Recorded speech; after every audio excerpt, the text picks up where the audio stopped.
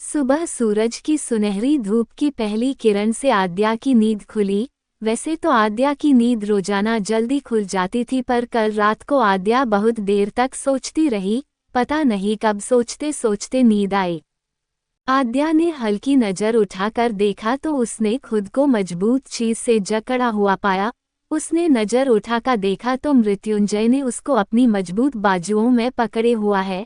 आद्या झटके से उठी और गुस्से से मृत्युंजय को देखते हुए बोली, ये समझता क्या है, खुद को एक तरफ दुख देता है, दूसरी तरफ मुझे ऐसे जकड़ के सो रहा था जैसे बहुत प्यार करता हो। पाउटिंग स्मर्क वो गुस्से से मुंह बनाती हुई वहां से चली जाती है।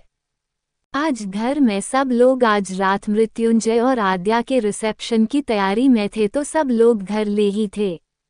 आद्या तैयार होकर नीचे आई तो देखा आज सभी लोग किसी न किसी काम में लगे हैं।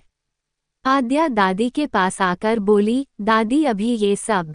तो दादी मुस्कुराते हुए बोली, बेटा तुम दोनों की शादी में तो हम लोग कुछ काट नहीं पाए थे और अपने सगे संबंधियों को नहीं बुला पाए थे, इसलिए आज रिसेप्शन ले सभी लोगों को बुला रहे हैं।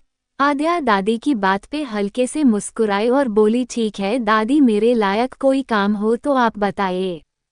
आद्या की बात का दादी कोई जवाब देती तब तक कनक और पुलकित ने आते हुए कहा, भाभी आप उनका काम तो नहीं लेकिन है हमारा काम जरूर करो। और इतना कह के आद्या के कुछ भी कहने से पहले वो दोनों आद्या को लोन में ले गए जहाँ शिवाय भी था। कनक और पुलकित मृत्युंजय के चाचा के बच्चे और शिवाय उसका खुद का भाई, सब लोग वहां बैठ गए थे। तब आद्या बोली, अब मुझे आप लोगों बताओगे यहाँ क्यों लेके आए हूँ? आद्या के सवाल पे पुलकित और शिवाय बोले, भाभी असल में आपसे ये पूछना था, हम लोगों को कुछ अलग से पार्टी करनी थी और उसके लिए जय भैया कभी हाँ नहीं करेंगे, तो क्या आप उनको मना लोगी? दोनों ने आद्या को मासूमियत के साथ कहा। रिलीव्ड फेस आभा उनको बोलती तब तक कनक बोली, अरे यार ये क्या पूछने की बात हुई, भाभी जरूर मनाएंगी, भाई को इतना प्यार जो करते हैं भाभी को, तभी तो बिना सोचे भाभी को अपनी बीबी बना लिया। इतना कह के कनक जाने लगी, बाकी सब भी हंसने लगे। वो लोग अपनी अलग प्लानिंग कर रहे थे और उधर मृत्युंजय ने रात के लिए अलग ही प्लानिंग कर ली थी। आद्या ने भी सबसे फ्री होकर अपनी फ्रेंड स्वाति को फोन करके उसे भी आने को कहा। स्वाति ने थोड़ी न मुकर के बाद आने का कहा। आद्या अभी सुबह से मृत्युंजय से दूर ही थी, वो सुबह से एक बार भी रूम में नहीं गई थी। शाम के टाइम आद्या सभी के साथ हाल में बैठी थी, तभी दादी और माया चाची दोनों आद्या के पास आकर बोली, अरे आद्या तुम यहाँ बैठी हो और वो ब्यूटिशियन कब से तुमको ढूंढ रही है, जाओ और जल्दी जाकर उससे मिल लो। फिर माया चाची बोली, वैसे भी तुम्हारे लिए तो इतनी बड़ी पार्टी और इतने सारे लोग पहली बार मिलने वाले होंगे, तो जरा अच्छे से तैयार होना। चाची ने तुनकते हाइट कहा। स्मक दादी को चाची की बात बिल्कुल अच्छी नहीं लगी, पर वो कुछ कहती उससे पहले ही माया वहां से का चुकी थी।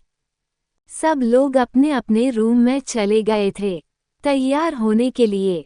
शाम के 6 बजे गए थे तो सब रेडी हो रहे थे। आद्या को ब्यूटिशियन तैयार कर रही थी तो उसको टाइम लग रहा था। आज आद्या के घर वाले भी सब लोग आद्या की ससुराल पहली बार जा रहे थे, तो उन लोगों के लिए इतने रईस लोगों की पार्टी में जाने का ये पहला मौका था। तो वो सब अपनी तरफ से पूरी कोशिश कर रहे थे कि सब लोग मृत्युंजय के स्टैंडर्ड के हिसाब से ही तैयार होकर जाएं। उन सब लोगों को लाने के लिए मृत्युंजय ने पहले ही 2 गाड़ियां भेज दो थीं। ये सब उन सबको बहुत अच्छी लगी थी। सब अच्छे से तैयार होकर वहां से मृत्युंजय के घर के लिए निकल लिए थे। धीरे धीरे शाम बढ़ी और लोगों का आना जाना बढ़ा। आज का फंक्शन बहुत ही ज्यादा सही तरीके से रखा गया था।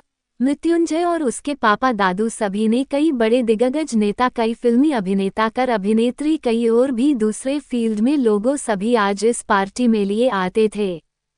मृत्युंजय के पापा अपने घर में गेट पे आके सभी को अटेंड कर रहे थे। मृत्युंजय जानबूझकर बहुत सारी मीडिया बुलाता है ताकि सब लोग आद्या को जान जाए। मीडिया से पूरा गार्डन खचाखच भरा हुआ था। मृत्युंजय तैयार होते होते मन ही मन बोल रहा था, तो स्वीट हार्ट आज के धमाके के लिए तैयार रहो।